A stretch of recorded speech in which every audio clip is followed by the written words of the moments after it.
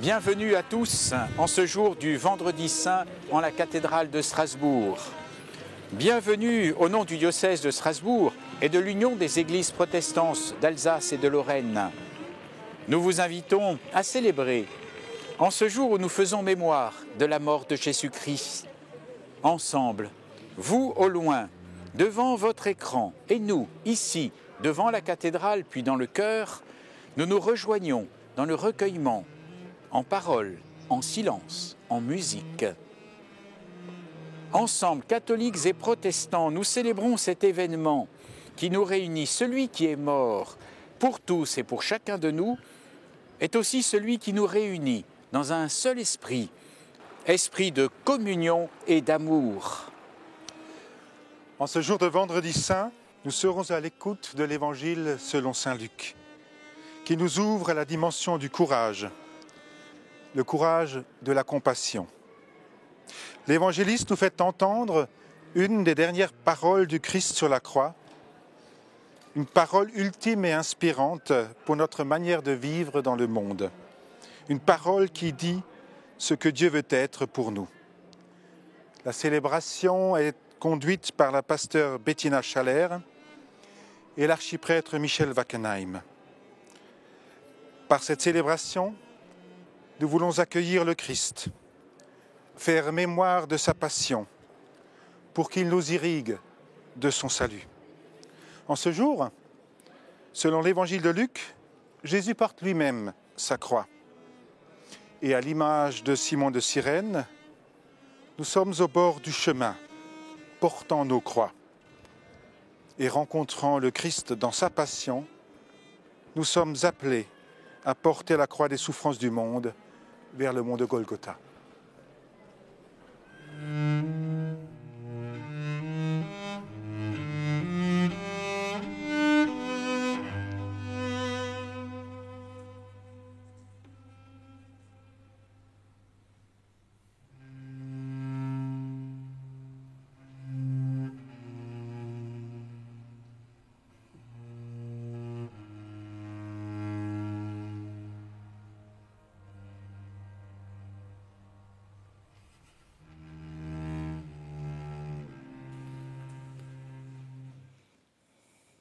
Vendredi Saint, le jour où la mort fait son œuvre au cœur de la vie.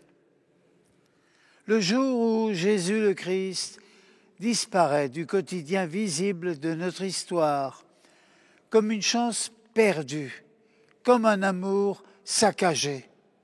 Ensemble, nous nous tenons devant l'événement de ce jour. Ainsi qu'un arbre foudroyé, un tronc seulement et deux branches, voici la croix dressée qui porte devant du Père son fruit dérisoire et précieux, et vers la terre elle se penche. Le sang et l'eau coulent pour nous du fruit transpercé par la lance. Perdu mais retrouvé, c'est l'arbre de la Genèse qui donne aux croyants de goûter avec la vie la connaissance. Salut aux croix de Jésus-Christ, toi seul est pour nous l'espérance. Signal de ralliement planté au milieu des peuples, échelle dressée dans le ciel où Dieu prend l'homme en son alliance.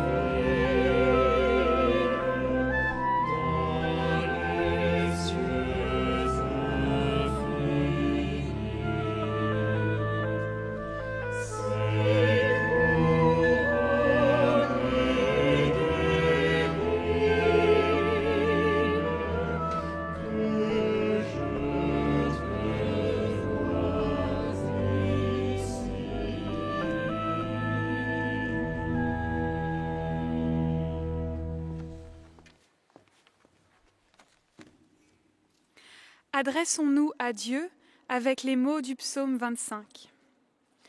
Je me tourne vers toi, Seigneur. Mon Dieu, je mets ma confiance en toi. Ne me laisse pas déçu.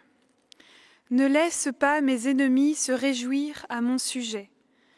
Aucun de ceux qui comptent sur toi ne sera déçu. Mais ils seront déçus, ceux qui te trahissent pour rien. Seigneur, fais-moi connaître le chemin à suivre. Enseigne-moi à vivre comme tu le veux. Conduis-moi dans ta vérité et instruis-moi. Car c'est toi le Dieu qui me sauve. Je compte sur toi tous les jours. Souviens-toi, Seigneur, que depuis toujours, tu es un Dieu de tendresse et de bonté.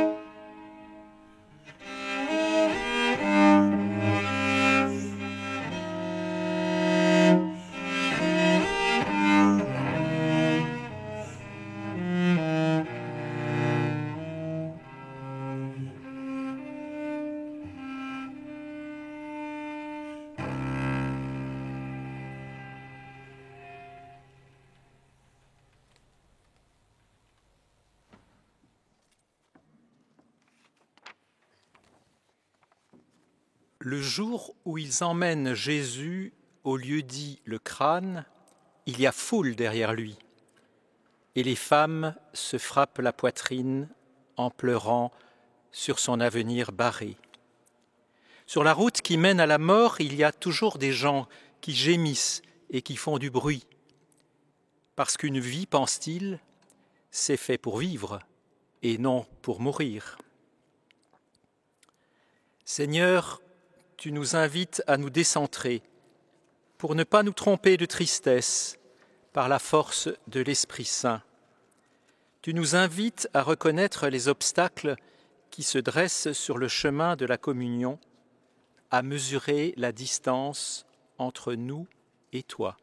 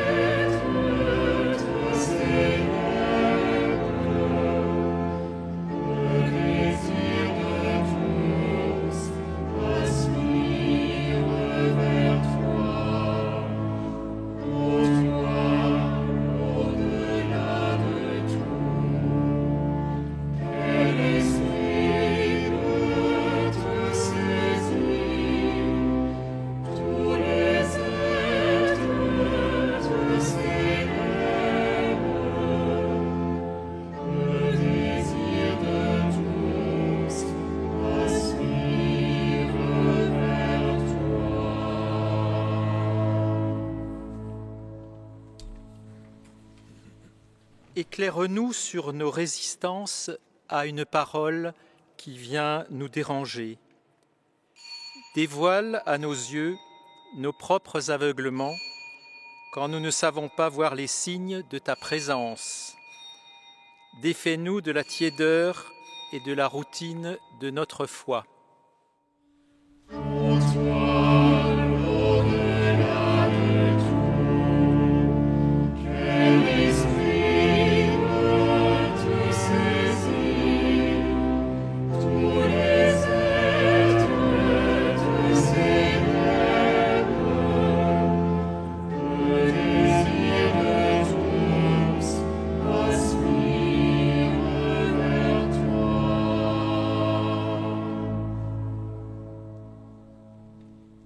Viens nous révéler l'étroitesse de notre intelligence.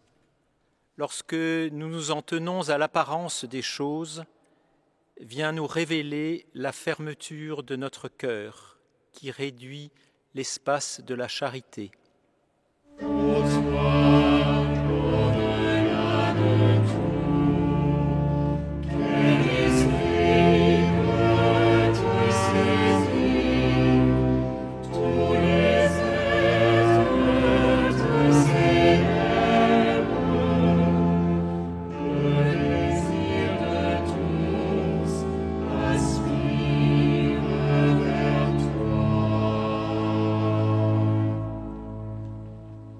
Ce matin, nous voulons nous rapprocher de toi, qui espères une conversion de notre cœur et de notre raison.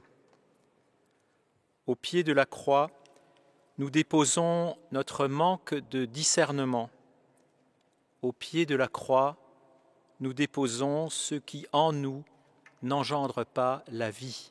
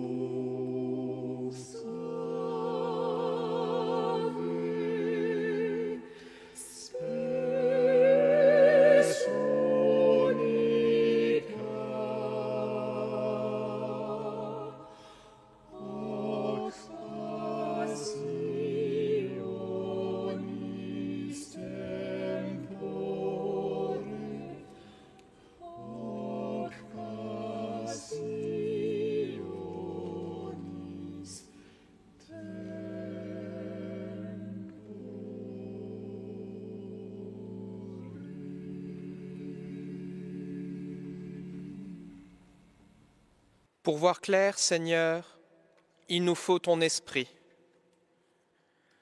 Que ton Esprit Saint illumine nos esprits embrouillés.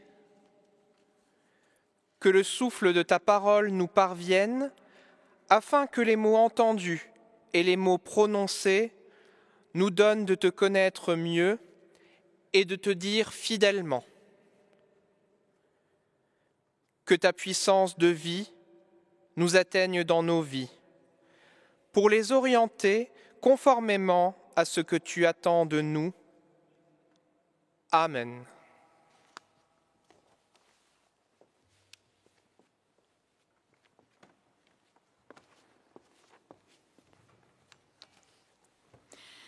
Lecture dans la lettre que Paul écrit aux Romains, au chapitre 8. En effet, ceux-là sont fils de Dieu, qui sont conduits par l'Esprit de Dieu. Vous n'avez pas reçu un esprit qui vous rende esclaves et vous ramène à la peur, mais un esprit qui fait de vous des fils adoptifs et par lequel nous crions « Abba, Père ». Cet esprit lui-même atteste à notre esprit que nous sommes enfants de Dieu. Enfants et donc héritiers. Héritiers de Dieu, co-héritiers du Christ, puisque, ayant part à ses souffrances, nous aurons part aussi à sa gloire.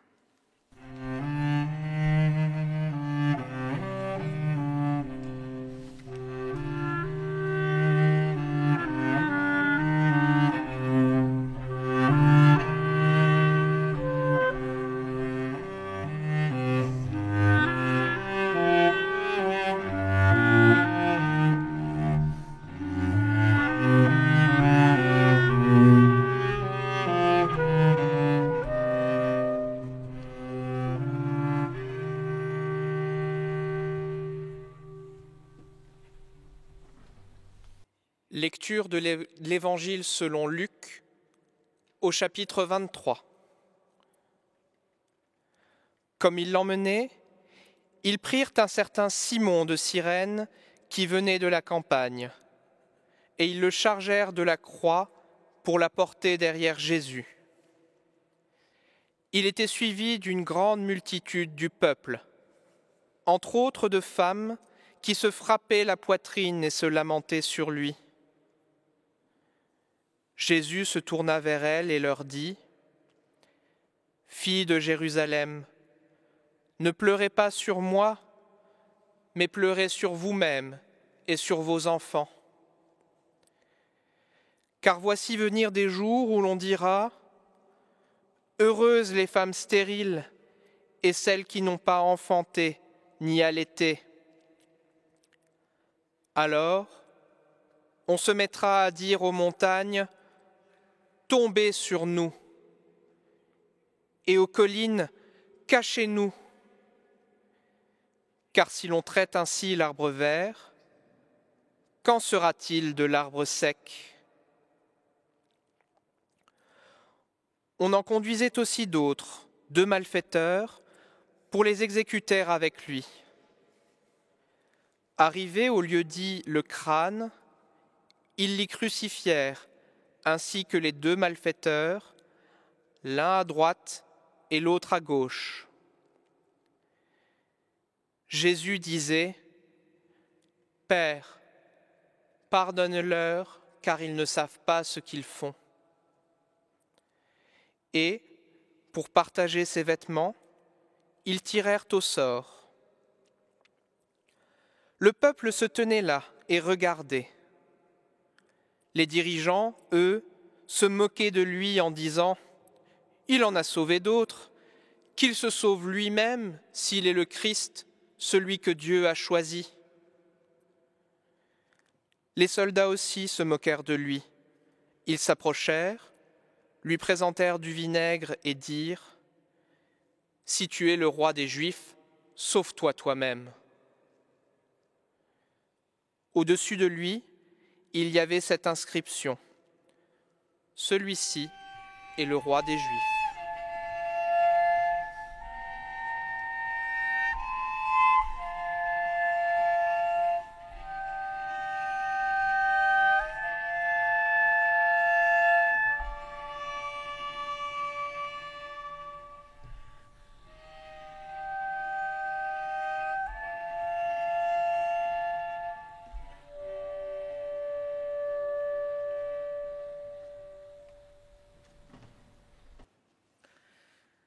Voici donc une des dernières paroles de Jésus sur la croix dans l'évangile de Luc. « Père, pardonne-leur parce qu'ils ne savent pas ce qu'ils font. » Ceux qui ont mené Jésus à cet instant fatal de la crucifixion pensent pourtant savoir ce qu'ils font. Crucifié entre 2 malfaiteurs, Jésus est tenu pour l'un d'eux. Mais qu'a-t-il mal fait ?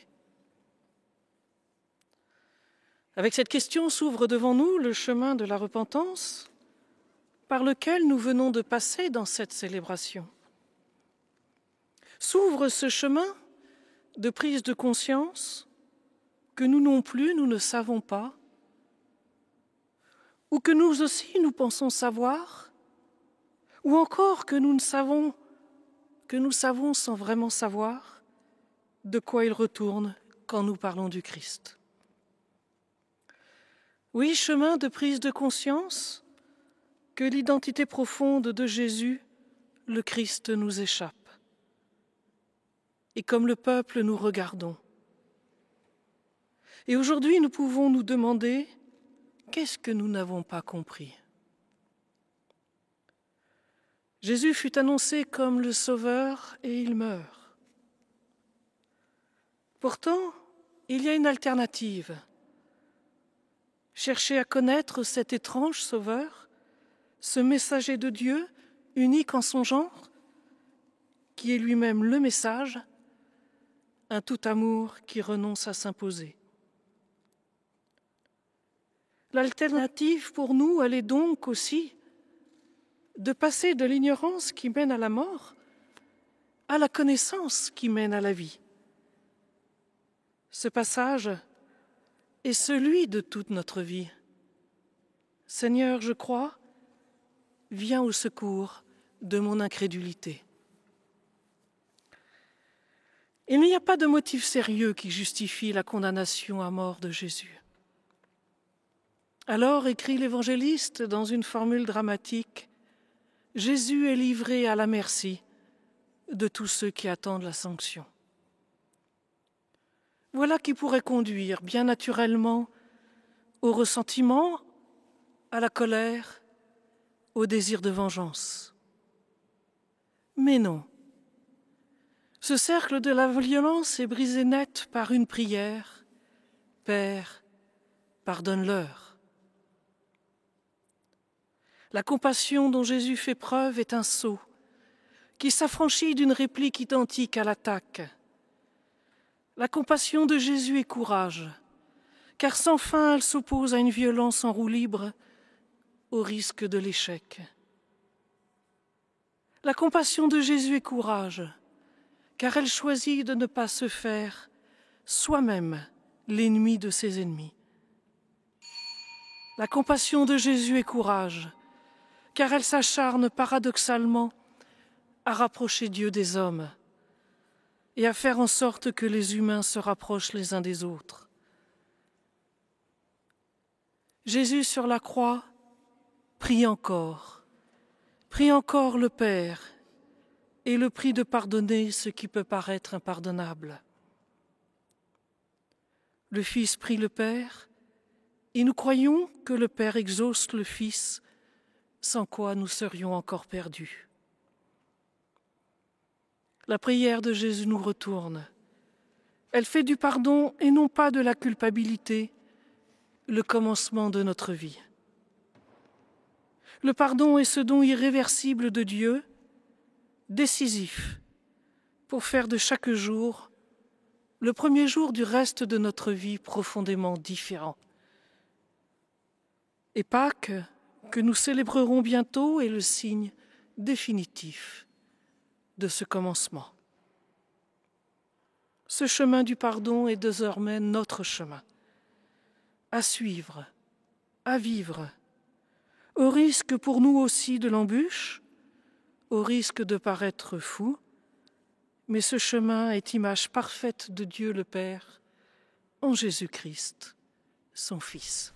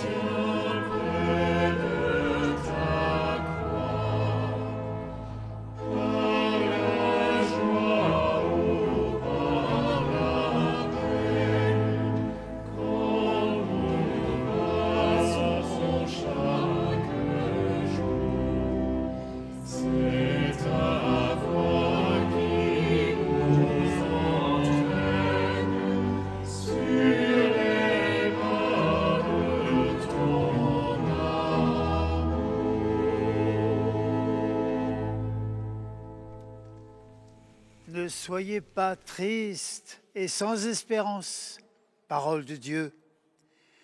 Dans le visage de Jésus, le Fils en qui j'ai mis toute ma tendresse pour vous, je vous montre le chemin. Écoutez et vous vivrez. Là où vous êtes agités, je vous donne la paix. Là où vous avez peur de manquer, je vous ouvre donc. Là où vous vous absentez, je suis présence.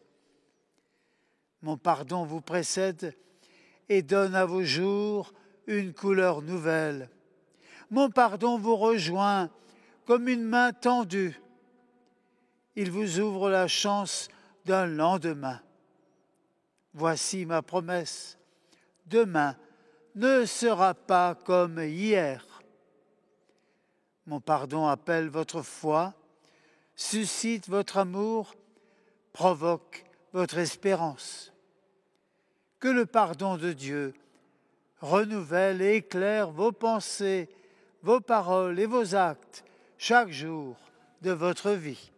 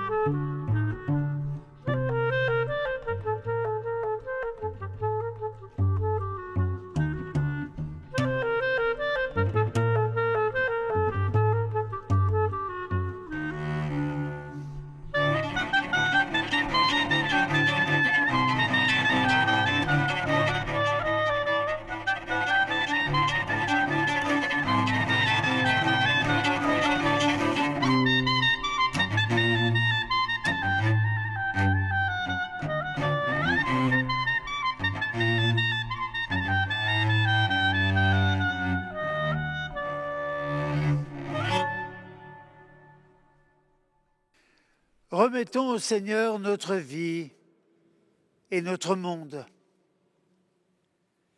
Notre Père, nous te parlons aujourd'hui de la terre, de sa violence et de ses misères.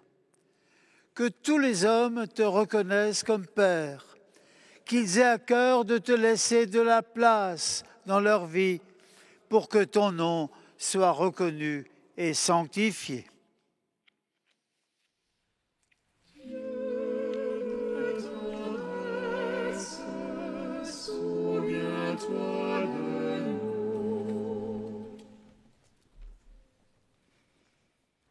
Notre Père, que soient osés aujourd'hui des gestes de paix et qu'ils deviennent signes de ton royaume qui vient.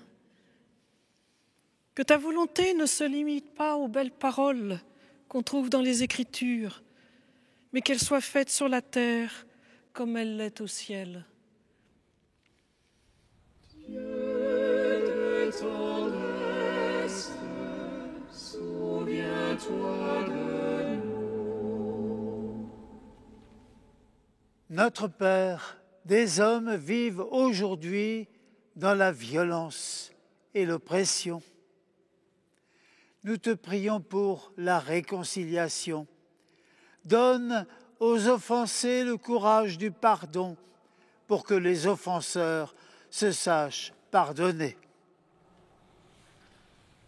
Dieu de tendresse, souviens-toi de nous. Tous ensemble, nous te prions encore d'une seule voix. Notre Père, qui es aux cieux, que ton nom soit sanctifié, que ton règne vienne, que ta volonté soit faite sur la terre comme au ciel. Donne-nous aujourd'hui notre pain de ce jour. Pardonne-nous nos offenses, comme nous pardonnons aussi à ceux qui nous ont offensés, et ne nous laisse pas entrer en tentation, mais délivre-nous du mal, car c'est à toi qu'appartiennent le règne, la puissance et la gloire pour les siècles des siècles. Ubi caritas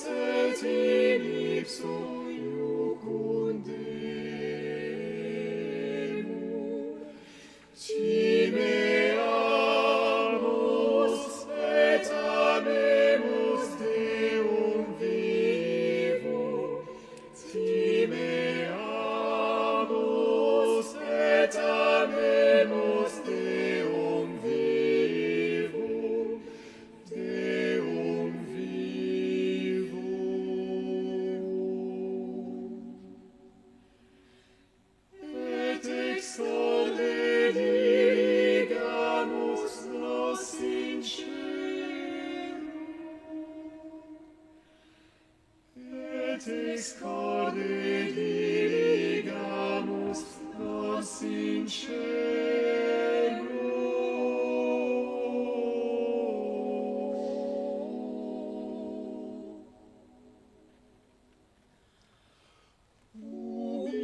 caritas et amor, Deus ibi est, congregavit nos in unum, Christi amor, Christi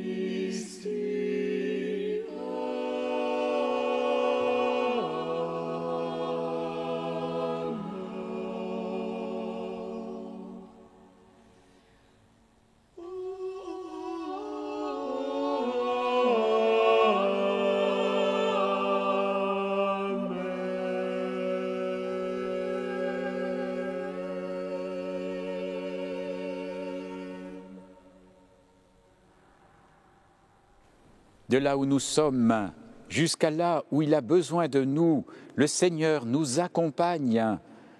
De la sécurité de ce que nous connaissons à l'aventure qui nous appelle, le Seigneur nous mène pour façonner le tissu de ce monde et le faire ressembler à son royaume. Le Seigneur nous bénit et nous garde au nom du Père et du Fils et du Saint-Esprit. Amen. Dans quelque temps, la joie de Pâques surgira et viendra éclairer nos existences de possibilités nouvelles. Frères et sœurs, allons dans la paix du Christ, allons dans la force de l'Esprit, allons dans l'amour de Dieu pour chacun de nous et pour tous. Amen.